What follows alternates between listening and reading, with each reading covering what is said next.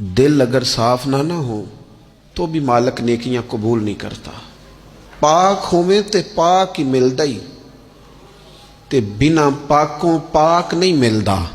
ए सारे वजूद दे धोण दे नालों इक्को धोला है टुकड़ा दिल दा।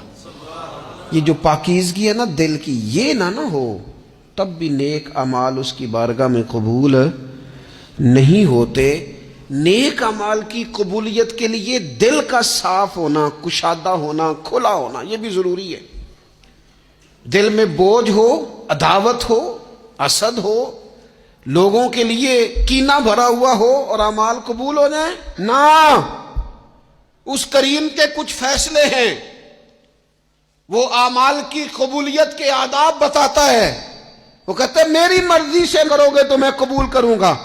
हदीस पाक आपको सही मुस्लिम में मिलेगी।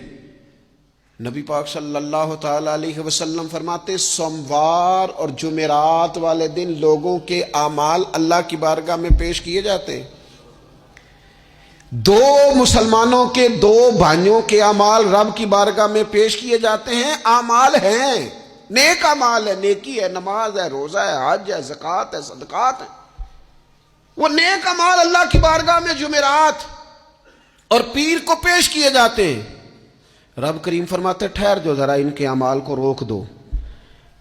या अल्लाह क्यों? फरमाए इसलिए कि इनके आपस में ना दिलों में नफरत है, घुटन है, अदावत है।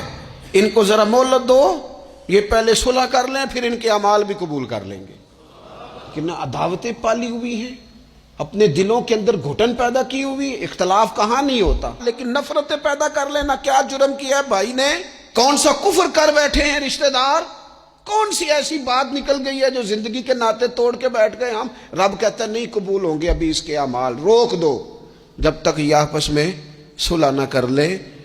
मस्जिद में भी पाबंदी से आओ, फजर की जमात भी नहीं छूटनी चाहिए, जुमे वाले दिन भी वक्त पे आओ।